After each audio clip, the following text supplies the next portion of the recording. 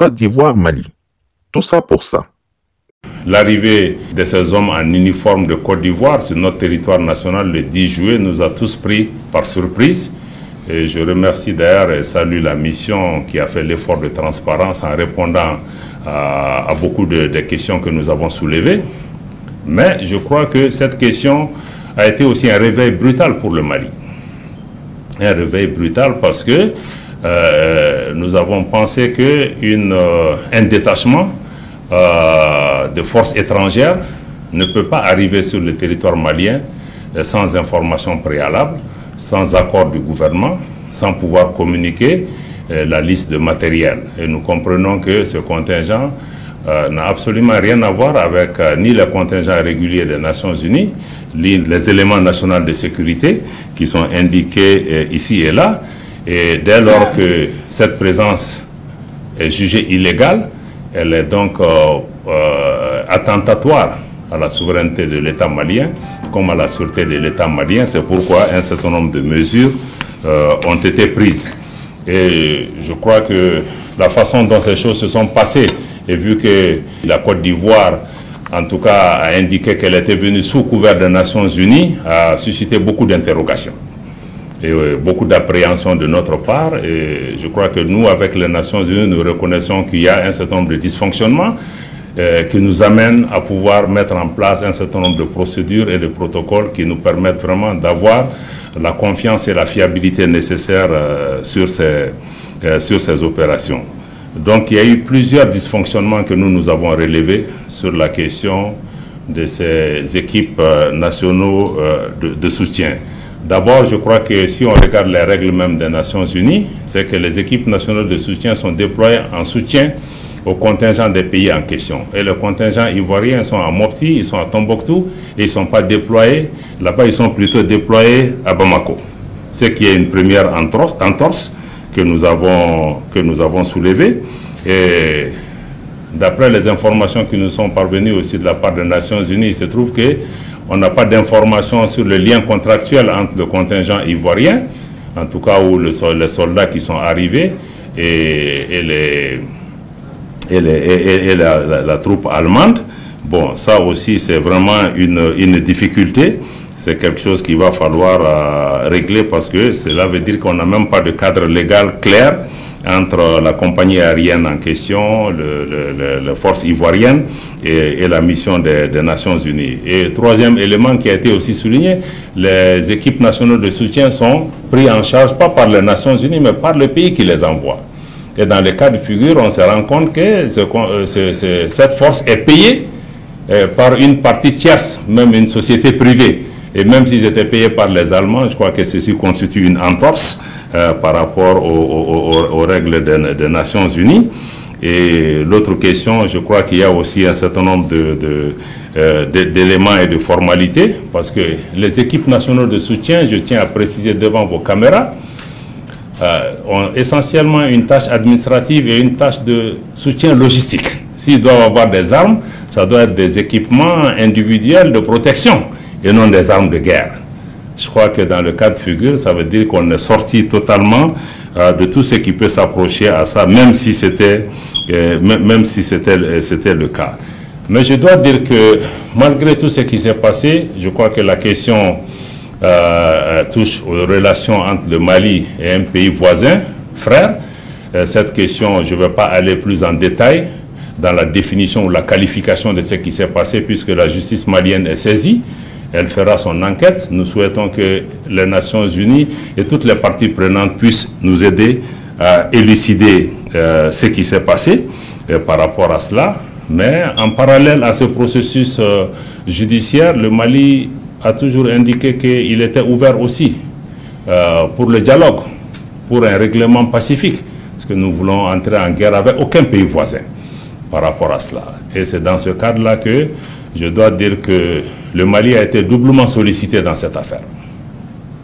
Le Mali a été doublement sollicité par rapport à une médiation, et le Mali a accueilli favorablement la médiation de la République togolaise, et nous travaillons dans ce cadre-là, mais je crois que des informations, ou en tout cas le langage diplomatique n'a pas permis de restituer les choses dans leur contexte. Mais à cette double sollicitation, nous avons marqué notre préférence pour la médiation togolaise et les discussions se poursuivront à ce niveau pour voir dans quelle mesure nous pourrions trouver une solution à ces questions.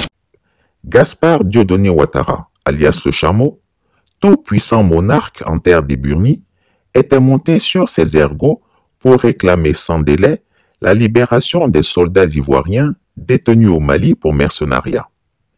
Tel Zeus, les éclairs dans les mains et la foudre sortant des yeux, il avait menacé le Mali au cours des nombreuses réunions du Conseil national de sécurité ivoirien si nos soldats n'étaient pas libérés au plus tôt. Au titre de la situation des 49 soldats ivoiriens détenus au Mali, le Conseil national de sécurité a entendu une communication du ministre en charge de la Défense sur la détention depuis le dimanche 10 juillet 2022 des 49 militaires ivoiriens au Mali. En particulier, le Conseil national de sécurité a été informé qu'après plusieurs refus des autorités maliennes, le chargé d'affaires et l'attaché militaire de l'ambassade de Côte d'Ivoire au Mali ont finalement pu rencontrer les 49 soldats. Ces derniers, comme de vaillants militaires, ont le moral au beau fixe et supportent avec courage leurs conditions de détention.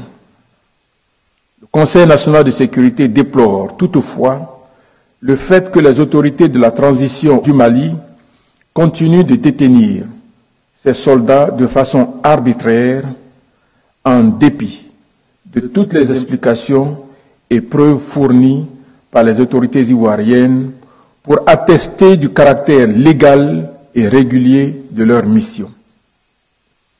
Dans ces circonstances, le président de la République a instruit le ministre en charge de la Défense à l'effet de continuer à apporter son soutien et réconfort aux familles des 49 détenus et de poursuivre les visites dans les casernes afin d'informer régulièrement les troupes sur les efforts en cours pour la libération de leurs collègues.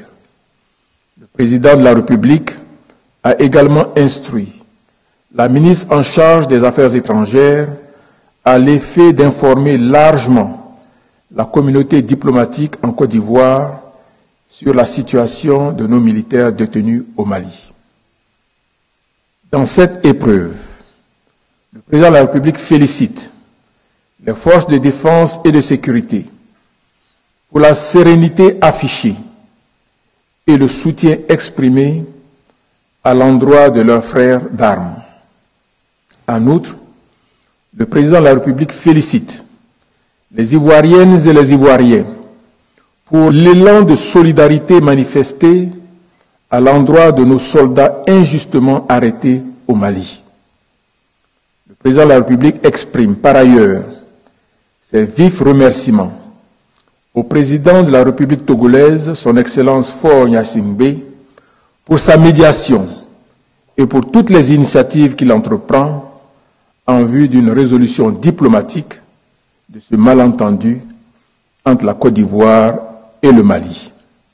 Le président de la République remercie également son Excellence M.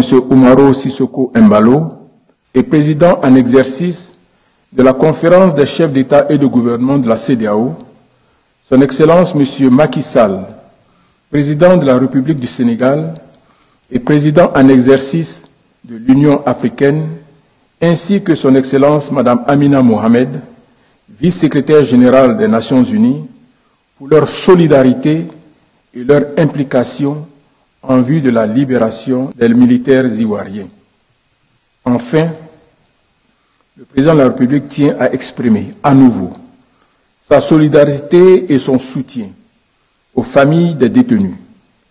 Il voudrait rassurer ces familles ainsi que tout le peuple ivoirien qu'il suit personnellement cette situation pour la libération de nos vaillants soldats. Fait à Abidjan le jeudi 4 août 2022. Mais alors que nous tous attendions de voir ce qu'on n'avait jamais vu, à Manfoyer, en d'autres termes, on n'a rien vu. En lieu et place de l'apocalypse annoncé, l'empereur des lagunes nous a servi une farce de diplomatie religieuse avec des bouffons déguisés en guides religieux.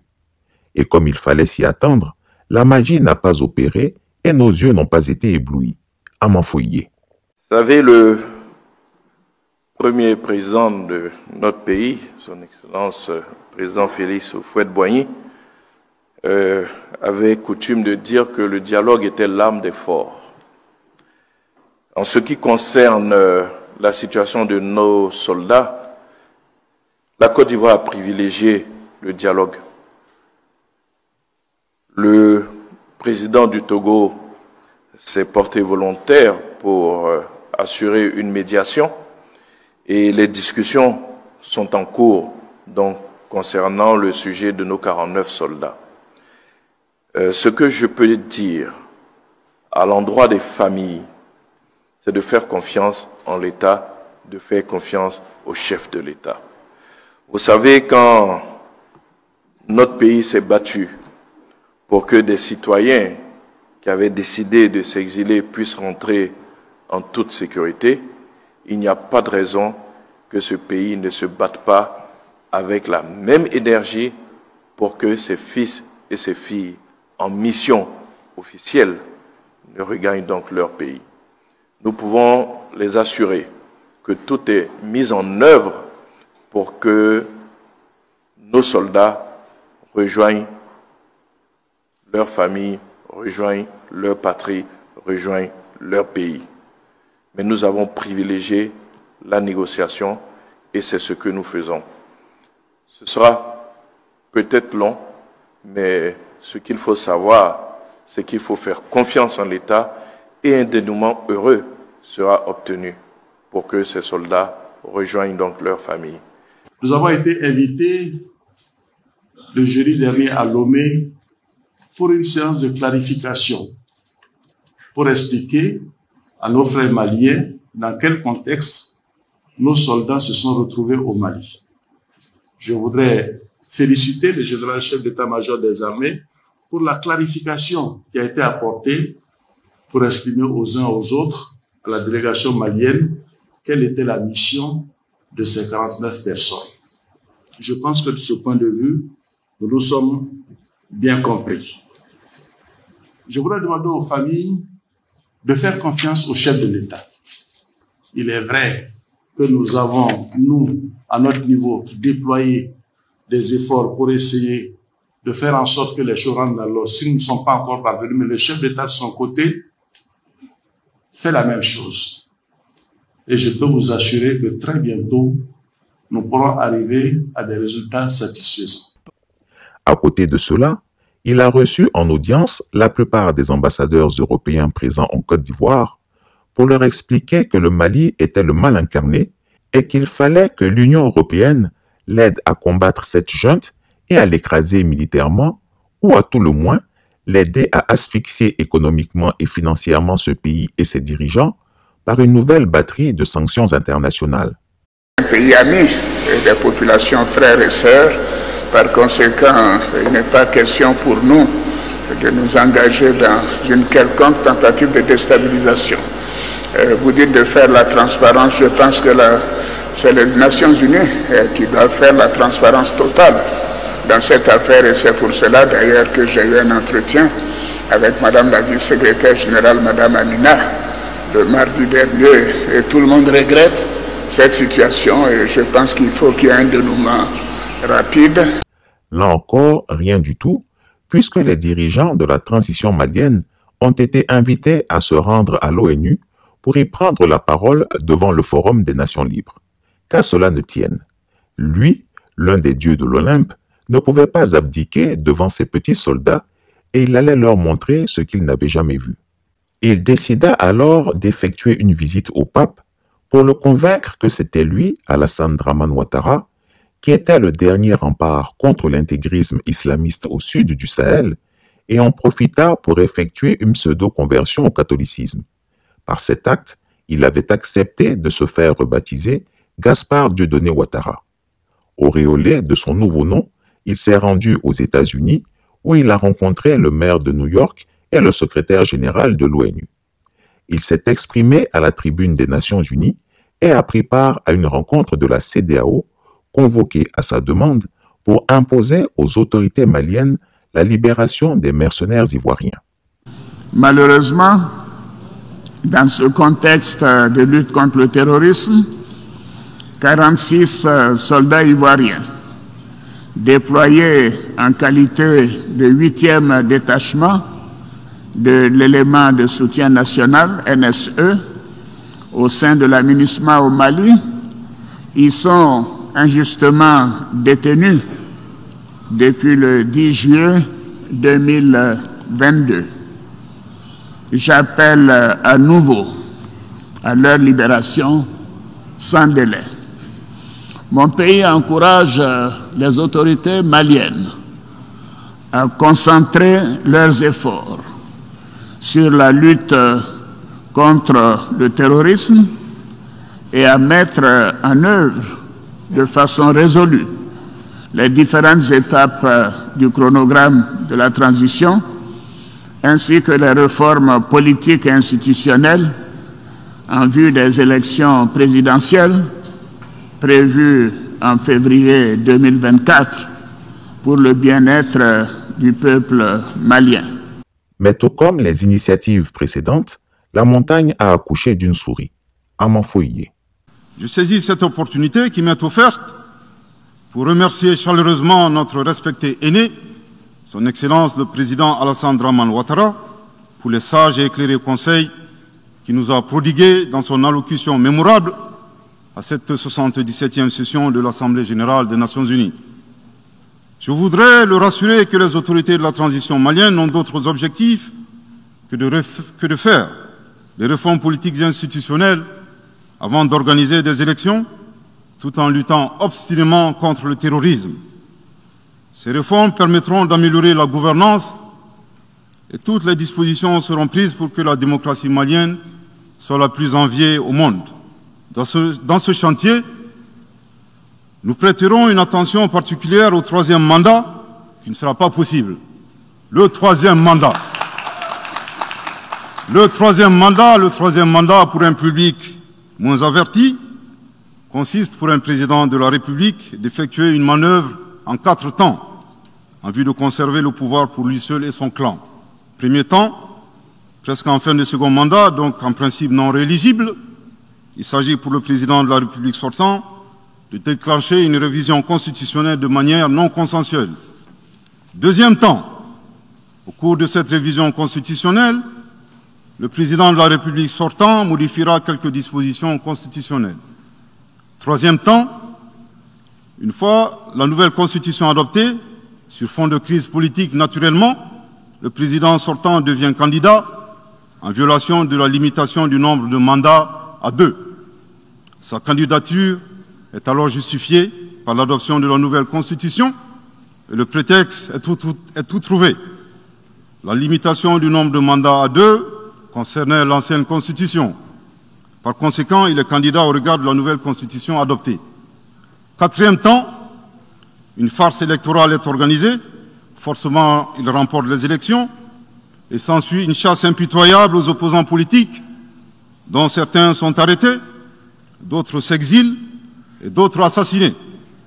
Les allégeances sont obtenues grâce au pouvoir de l'argent, le clientélisme et les intimidations. Dans un langage plus simplifié et en référence à une métaphore footballistique, le troisième mandat est une magie. C'est l'art de se dribbler soi-même tout en gardant le ballon. Excellence, Monsieur le Président Ouattara, vos conseils nous rappellent la triste histoire du chameau qui se moque de la bosse du dromadaire. Il est temps que Gaspard Dieudonné Ouattara, alias le chameau des lagunes, comprenne que dans cette vie, nous récoltons ce que nous semons. En vérité, celui qui ne pardonne pas ne bénéficiera pas non plus de la clémence des autres. Monsieur le Président de la République, vous qui détenez le pouvoir de la grâce présidentielle, au nom de Dieu, je vous supplie de bien vouloir accepter de faire sortir du cachot tous ceux qui ont été arrêtés suite aux derniers événements que connaît notre pays. Comme dit le pape, l'on obtient autant qu'on espère. Je prie Dieu qu'ensemble, nous aspirions de toutes nos forces à la paix. Et Dieu nous l'accordera. Voici quelqu'un dont les prisons sont pleines d'innocents enfermés juste pour leur appartenance politique, mais qui réclame la libération de mercenaires envoyés au Mali pour déstabiliser ce pays frère et ami. Gaspard le Chameau, pardonne et l'on te pardonnera. Libère tes propres prisonniers et certainement les autres libéreront ceux que tu as envoyés les déstabiliser. Le sort des 46 soldats ivoiriens arrêtés au Mali était également sur la table, alors que la veille, le chef d'État du Togo avait lui aussi rendu une visite au président ivoirien. Les choses évoluent bien. J'ai eu la visite du président Faure Gnassingbé hier, comme vous savez, qui est le facilitateur, médiateur, et pour m'informer de l'avancée des choses. Et nous pensons que très rapidement, nous aurons sans doute un heureux aboutissement.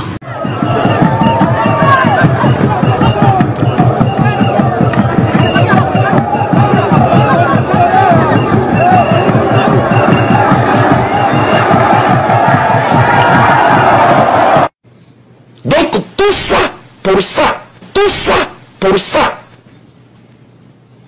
Chris Yapi ne ment pas. Retrouvez Chris Yapi sur ses deux chaînes YouTube, sa chaîne Dailymotion, Instagram et VK.